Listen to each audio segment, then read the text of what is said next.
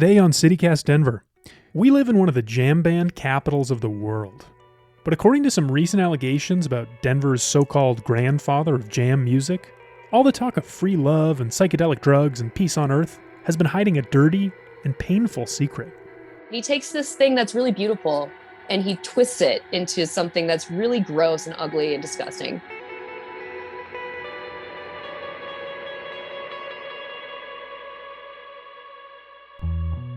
Today is Tuesday, June 29th, 2021. I'm Paul Caroli, and this is CityCast Denver.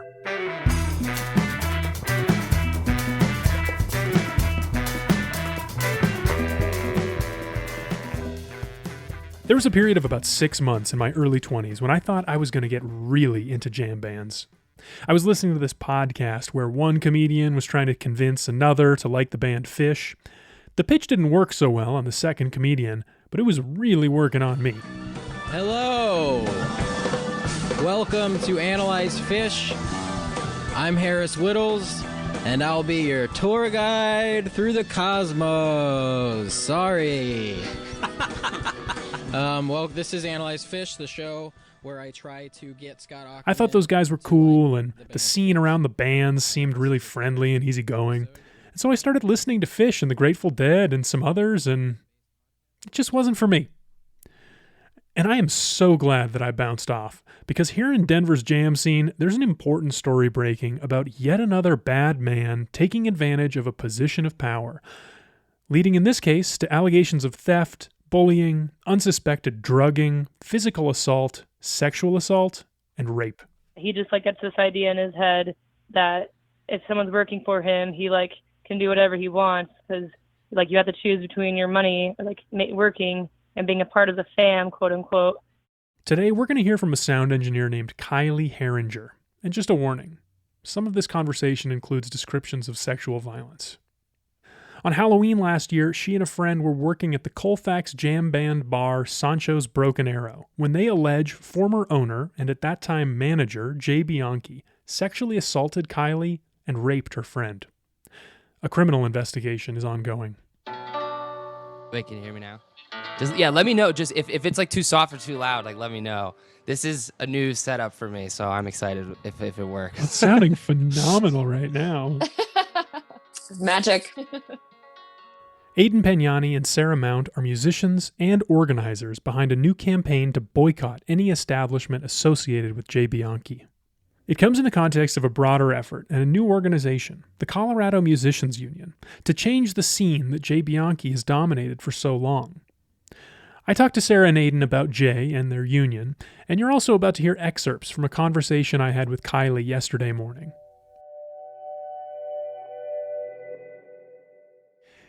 Aidan and Sarah, welcome to CityCast Denver.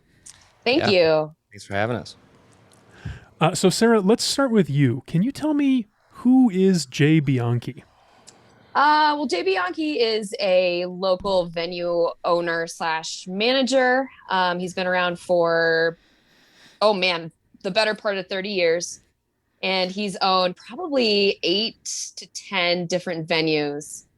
And he has a long criminal history and a really, really violent past. He's a bad dude. Okay. Aidan, when you moved here a few years ago, you told me that you started running into Jay pretty early on through the jam band scene. Can you tell me what your experiences with him were like? Yeah, I would start going to his shows. I enjoyed a lot of them. I thought it was definitely a place people were going to, but I was constantly hearing about him shorting people on guarantees that he would offer bands to come and play there. And that was probably 3 years ago when I moved out. I played a gig there that was covered by Westward, where for seemingly no reason at all, he attacked me and my bandmates. And that was sort of an issue that people got upset about in the scene. Attacked, physically attacked? Yes, he did. I think that he's done this with a lot of people, which we found out.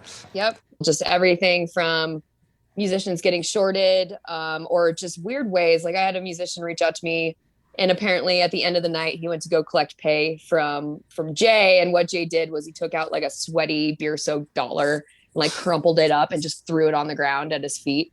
It was like, there's your pay. Well, let's explore that a little bit for a second, because it sounds like there's a pattern of behavior of Jay taking advantage of people, or, not paying them what he's agreed to pay them, or taking advantage of people in more serious ways too. But like, how has he been able to do that? Sarah, what is his role in this jam band scene?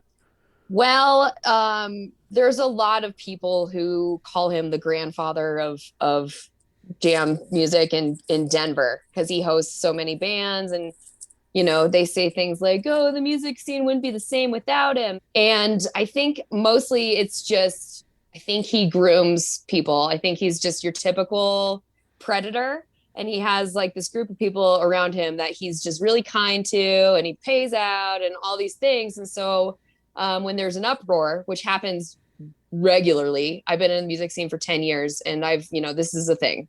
It's Denver's biggest open secret, I swear. And so whenever there's an uproar, which happens every few years, just like a giant thing happens, he has those people just come to his defense, and just say, oh, I know Jay, I've known him for 20 years. He would never do that. And I think maybe a combination of all those things is how he gets away with it.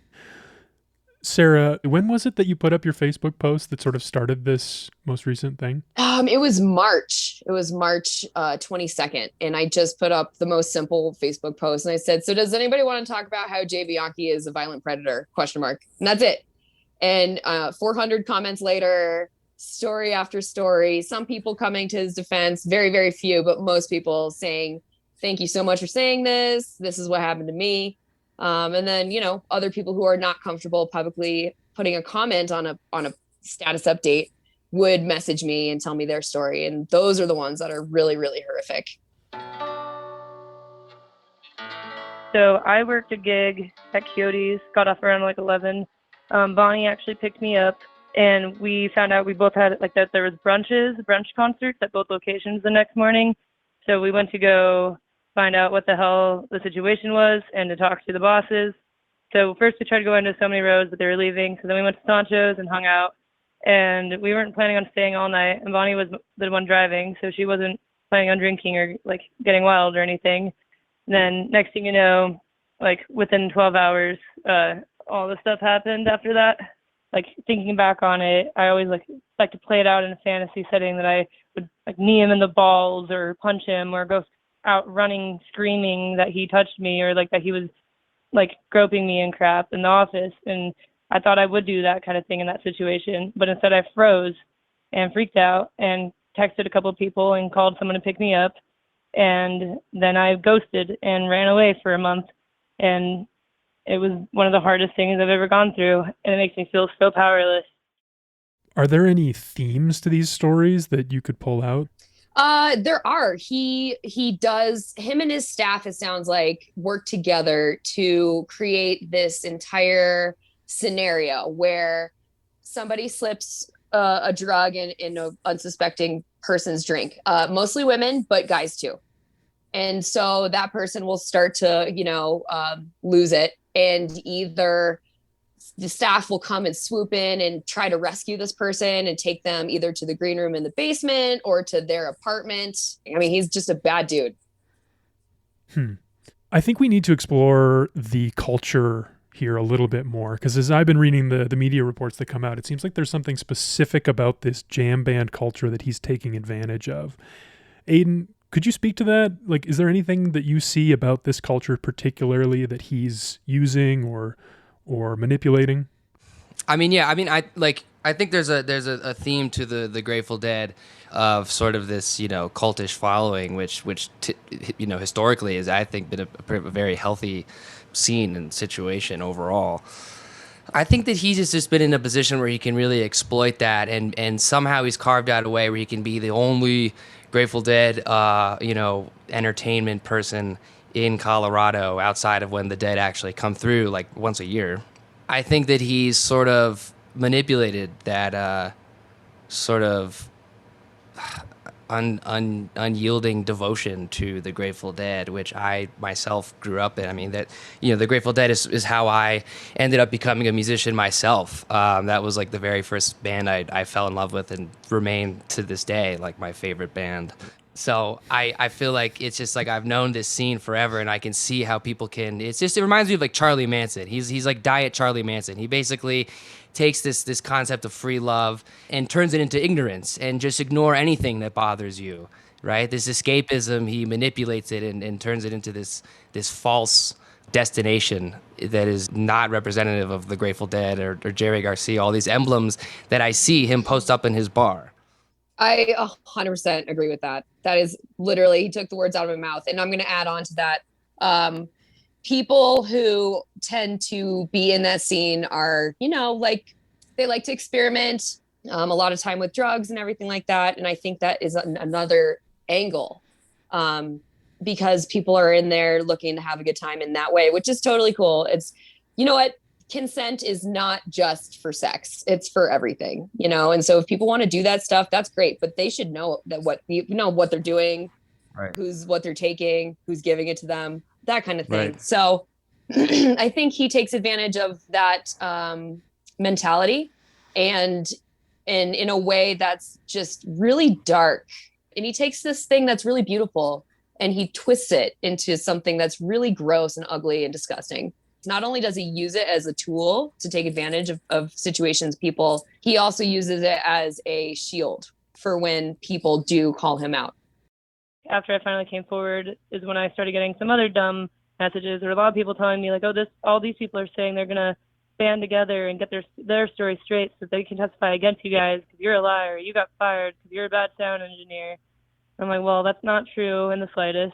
And I had a woman in the community messaging me saying, we thought you were part of the fam. I guess not. Fam doesn't post air out the dirty laundry on Facebook and stuff. And you're just a liar. And you're not a victim because I'm a victim. You're not acting the way that a real victim would act. I received a bunch of messages, or like this really long message from somebody that was at the bar saying he was speaking on behalf of Jay, or that Jay knew he was messaging me. So this message I received basically told me that Jay wanted us to put in writing that I made it all up. But yeah, there was like this huge portion of it that said that he was just warning me that I should be worried about retaliation if I were physical retaliation if I were to participate in the protest. So I was planning on moving anyways, but I ended up moving a lot earlier, and I've been staying with most of my stuff at my friend's house that I'm moving in with. So you all are now organizing a boycott of 2 bars that he's managing. He no longer owns them, but he's managing them. It's the So Many Roads Brewery and Sancho's Broken Arrow. Tell me about that. How's it going? It's very successful. Definitely. Our goal is to, raise awareness in the community.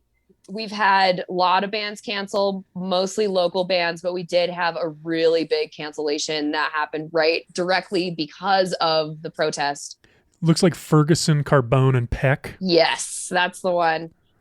So Aiden, my understanding is that this organizing that you all are doing now is built on a framework that you had kind of already been developing beforehand. Can you tell me what is the Colorado Musicians Union? This was before COVID broke out. So we were talking about issues like money, wage guarantee. So we identified like $100 a person per night as sort of like just a number that is slightly arguably realistic as an amount you could make and potentially live in Denver. It's still tough. I think that one of the goals of the union is also just obviously to provide venues for people to play in general, but specifically with this boycott is linking up with local venues and sort of linking up people who don't want to play there anymore because of these allegations and hooking them up with gigs through the union. Yeah, as the union, we provide a lot of resources for that kind of thing. So people looking for gigs, especially ones who were with Jay and want to go elsewhere. And obviously, the things that he does aren't necessarily isolated to Jay. There are other people in the industry who do some of the same things. There are a lot of venue owners out there who don't give you what you agree to, who don't give you any respect. There's a lot of sexism. There's a lot of discrimination against any marginalized group, racism, homophobia, all that stuff. And it's all, most of it is micro. It's just kind of something you just have to take and just kind of swallow that bad pill. None of it's as bad as Jay. Again, we're not every venue owner is attacking musicians or anything like that, or the staff. But he's emblematic of this power imbalance. Exactly. And our hopes are that people are watching what's going on, and that the people who are doing these things and know that it's wrong, that maybe they're going to fucking stop, because they can see, oh, shit, the musicians aren't putting up with it anymore. Like, they're done. I do want to see a day in court, but really I want my best friend to see her day in court much more. And I know she has a very good chance of getting what she wants, but she wants to put him behind bars. She wants him to go away for what he did to her. And I want him to as well, and for what he's done to other people. Well, Sarah Aden, thanks so much for joining us on CityCast Denver. Thank you. Yeah, thanks for having us. This was great. Thank you. After talking to Sarah and Aden, I reached out to Jay Bianchi to see if he'd be willing to share his side of the story. When I called Sancho's Broken Arrow, they told me he doesn't work there anymore. And when I called So Many Roads Brewery, the other place Jay's associated with these days, Jay himself picked up the phone. He didn't want to talk, though. He just told me he denies all the allegations and that he's already told the press everything he has to say. So we're going to put some links to past and future CityCast Denver guest John Wenzel's coverage for the Denver Post in the show notes to this episode, and you can read everything Jay told him. That's all for us today here on CityCast Denver. If you enjoyed the show, why not take a minute to tell a friend about us? Rate the show wherever you get your podcasts, and subscribe to our morning newsletter at denver.citycast.fm. We'll be back tomorrow with more news from around the city. Until then, I hope you have a really good day.